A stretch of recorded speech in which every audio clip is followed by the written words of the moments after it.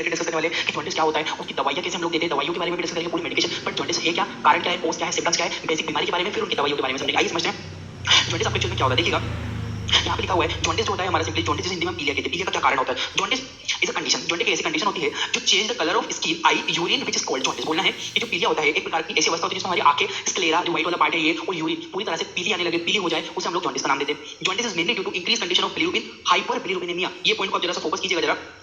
यहाँ पे 1 मिनट इसको थोड़ा अच्छे से ड्रॉ करता हूँ, ठीक है। यहाँ पे मैं इस चीज को बता रहा हूँ आपको कि ये हाइपर बिलिरुबिनेमिया का मतलब क्या होता है। जब भी तो बिलिरुबिन एक येलो कलर का पिगमेंट है, येलो कलर का पिगमेंट पीले कलर का दिखता है, अगर उसकी मात्रा ज्यादा बढ़ जाए तो हाइपर बिलिरुबिनेमिया या जॉन्डिस के नाम से उसको सिंपली हम लोग बोलते हैं। देखिएगा it is mainly to increase condition of bilirubin, hyperbilirubinaemia. Bilirubin is a yellow colour pigment, ठीक है। जब भी बिलिरुबिन की मात्रा बहुत ज्यादा बढ़ जाएगी तब आपको जॉन्डिस होगा। नॉर्मल जो कंडीशन होती है बिलिरुबिन की जो सामान्य मात्रा होती है, ध्यान रखिएगा 0.1 से लेकर 1.0 mg पर decilitre, but it is increase during the jaundice, ठीक है। समझिएगा कि एक सामान्य अवस्था में जो बिलिरुबिन की सामान्य मात्रा हमारे शरीर में होनी चाहिए वो कितनी होती है?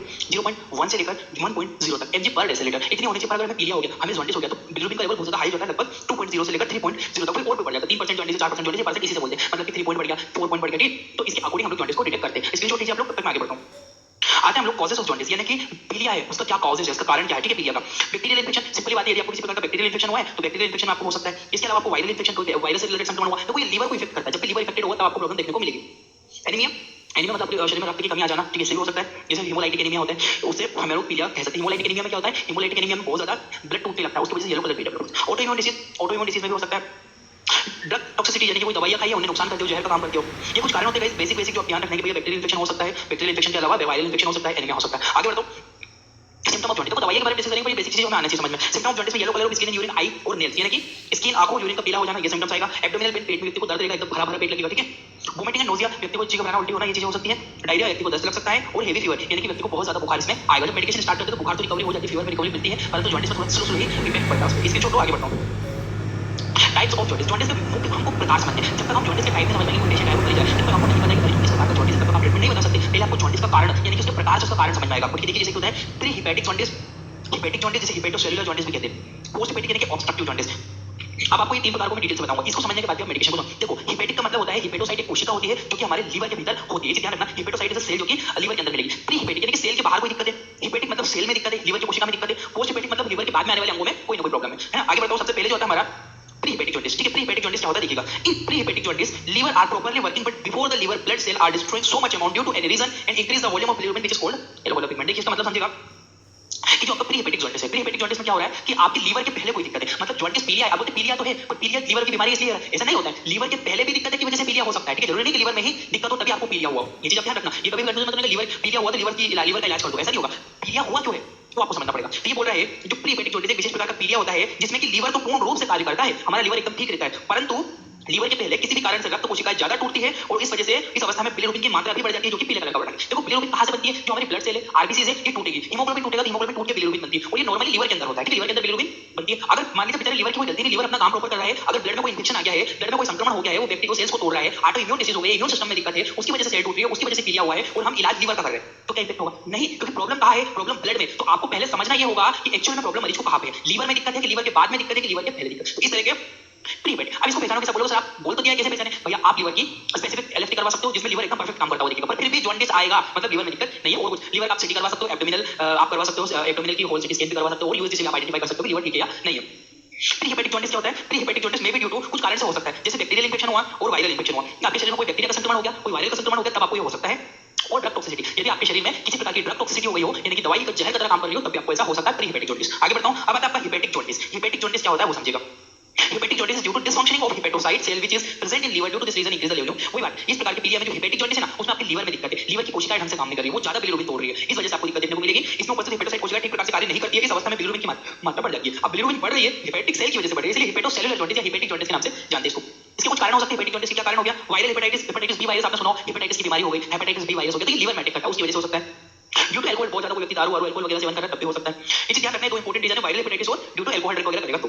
अब आता है आपका पोस्ट हिपैटिक जॉन्डिस, यानी कि लीवर कोशिका के बाहर बाद में आने वाले अंगों में कोई दिक्कत है, जैसे कि post hepatic jaundice due to blocking of bile duct के बंद हो जाने पर, also block of pancreatic duct. इसमें होता क्या है, जब आपकी जो बाइल डक्ट और पैंक्रियाटिक डक्ट बंद हो जाएगी, इस अवस्था में पर्याप्त मात्रा में बाइल जूस और पैंक्रियाटिक जूस नहीं मिलेगा, और जब ऐसा होगा मिल पाता है इस अवस्था में बिलिरुबिन की मात्रा बढ़ जाती है तो बिलिरुबिन का लेवल हाई कर देगा। ठीक है, आगे बढ़ते हम लोग डायग्नोसिस पर। सबसे पहले जॉन्डिस में आप कौन-कौन से टेस्ट करवाने चाहिए? एक सबसे पहला होता है एलएफटी लीवर फंक्शन टेस्ट, जिसमें बिलिरुबिन की आती है और भी अदर बहुत सारी चीजें एलएफटी में आता है आपका जो एसजीओटी एसजीपीटी ये सारी चीजें इसमें आती है। सीबीसी टेस्ट आप करवा सकते हो, कंप्लीट ब्लड काउंट जिसे बोलते हैं हम लोग। बिलिरुबिन टेस्ट आप करवा सकते हो, ठीक है, अलग से करवाना। यूरिन एग्जामिनेशन, यूरिन अगर निकाल के पता करेगा तो फिजिकल एग्जामिनेशन पता चलेगा पीली है, उसमें आपकी बिलिरुबिन की लेवल बढ़ा हुआ मिलेगा। सीटी स्कैन आप पेट का एब्डोमेन सीटी करवा सकते हो, उससे भी पता कर सकते हो। एमआरआई बहुत क्लियर करते हैं, ठीक है, जब बहुत ज्यादा डाउटेबल केस रहता है तब ये कुछ टेस्ट है जो डायग्नोसिस के लिए हम लोग करते हैं। हाउ टू कंट्रोल जॉन्डिस, देखो दवाइयों के ऊपर पड़ रहा है हम लोग। अब जॉन्डिस को कैसे कंट्रोल कर सकते हैं? Start multivitamin tablet. कमजोरी आ जाएगी तो मल्टीविटामिन तो लेना ही है आपको। फोटोथेरेपी बाय सनलाइट, फोटोथेरेपी क्या होती है? बच्चों को जब जन्म लेते हैं उनको थोड़ा बहुत पीलिया रहती है तो उसे एक मशीन में रखते हैं, ठीक है, फोटोथेरेपी में रखते हैं हम लोग। फोटोथेरेपी में नहीं आता है उसको, फोटोथेरेपी से बहुत जल्दी रिकवरी मिलती है। ऐसे हम लोग धूप में, जब भी जॉन्डिस होता है धूप में बैठने से बहुत जल्दी रिकवरी मिलेगी। फ्लूइड मैनेजमेंट, देखो शरीर में बहुत ज्यादा पानी की कमी रहती है तो जितना ज्यादा पानी पी सकते हो पानी पियो। एंटीबायोटिक हम देना है आपको, एंटीवायरल मेडिसिन देना है और इनको हम लोग डिटेल समझेंगे कि कौन सी टैबलेट कैसे देना है कैसे नहीं देना है। आगे बढ़ता हूं, सबसे पहले ट्रीटमेंट में आती है आपकी टैबलेट का नाम है यूडीयू टैबलेट। ये बहुत ही जल्दी और बहुत ही अच्छा इफेक्ट करती है। यूडीयू टैबलेट कुछ इस तरह की मेडिसिन होती है, ठीक है। यूडीयू टैबलेट के अंदर सिंपली जो कंपोजिशन होता है वो होता है आर्सो डीऑक्सीकोलिक एसिड, डीऑक्सीकोलिक एसिड जो इसके अंदर कंपोजिशन पाया जाता है, ये लीवर में हुए संक्रमण को बहुत जल्दी ठीक करता है। जो डीऑक्सीकोलिक एसिड है ये बहुत जल्दी जो लीवर है उसमें जो कोई इंफेक्शन वगैरह हुआ है उसमें बहुत जल्दी इफेक्ट करता है। इसकी जो डोजेस की बात करूं यूडीयू की तो 300 mg की पीडी। देखो ये यूडीयू बहुत फेमस नाम है इसलिए मैं इसको बता रहा हूं। बाकी अगर आपको डीऑक्सीकोलिक एसिड की टैबलेट बहुत सारे नाम, जैसे कि हिपाकाइन के नाम से भी मिलती है, हिपाकाइन के नाम से मिलती है, उसमें भी डीऑक्सीकोलिक एसिड ही होता है। कंपोजिशन सेम होता है, बाकी दूसरे नाम से आपको बहुत सारे नाम से मिल जाएगा। आपको मेन कंपोजिशन का ध्यान रखना। ये टैबलेट को सबसे पहले जॉन्डिस वाले पेशेंट को दिन में 2 बार ये टैबलेट 300 mg की टैबलेट पीडी दी जाती है, ये चीज ध्यान रखना। आगे बढ़ता हूं, अब देखो डुफालेक्स सीरम ये क्यों देते हैं? इसका कंपोजिशन लैक्टुलोज होता है। अब लोग जरा डुफालेक्स बता रहे हो, इससे तो पोटी वोटी आती है तो पोटी आना मतलब आपका पेट साफ होना, और जितना ज्यादा आपका पेट साफ होगा उतना ही जल्दी आपको जॉन्डिस रिकवरी मिलेगी। ये चीज आप ध्यान रखना, इस पॉइंट को नोट करना। आपको जितना पेट साफ करना है, इसमें क्या करते हैं ज्यादातर पपीता खिलाते हैं ताकि व्यक्ति का पेट अच्छे से साफ हो। और एक चीज और है, इसमें आपको ऐसा ऑयली मतलब तेल वगैरह बहुत ज्यादा अवॉइड करना है क्योंकि जॉन्डिस हमारे लीवर बहुत ज्यादा वीक हो जाता है। देखो चाहे हेपेटिक जॉन्डिस हो या फिर हेपेटिक हो, अगर हेपेटिक हो तो लीवर में जाएगा तो लीवर की तरह काम करना कंट्रोल तरीके से उसका। तो डुफालेक्स को 5 दिन में 2 बार जॉन्डिस वाले मरीजों को दिया जाता है, जिससे बहुत अच्छा इसका पेट साफ होने में, और ये कोई नुकसान नहीं करता। ये कोई ड्रग नहीं है, इसमें लैक्टुलोज होता है और लैक्टुलोज इज शुगर, एक शुगर एक शक्कर होती है, ठीक है। ये बच्चों को भी दिया जाए, बच्चों में क्या होता है उनको पेट साफ नहीं हो पाता तो उनमें ये जो लैक्टुलोज शुगर दी जाती है, नो एनी प्रॉब्लम, कोई दिक्कत नहीं होती, काफी सेफ ये दवाई मानी जाती है। डुफालेक्स के नाम और भी नाम से मिल जाएगा, आपको लैक्टुलोज ध्यान रखना सॉल्यूशन।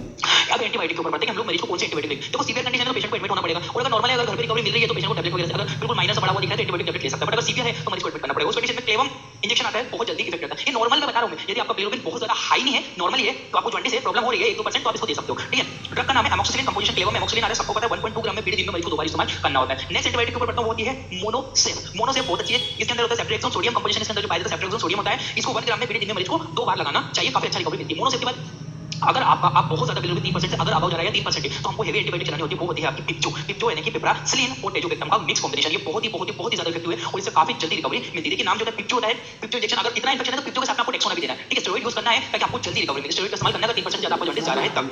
पिपरासिलिन, ठीक है, इसके अंदर जो कंपोजिशन है पिपरासिलिन प्लस टेजोबेक्टम, पिपरासिलिन और टेजोबेक्टम का मिक्स कॉम्बिनेशन होता है पिप्सो, ठीक है, बहुत इफेक्टिव है। इसको ये आता है 4.5 ग्राम यानी कि 4500 mg का इंजेक्शन है, पीडी दिन में 2 बार इसका इस्तेमाल किया जाता है। ये काफी इफेक्टिव है गाइस। आपको अगर इतनी समझ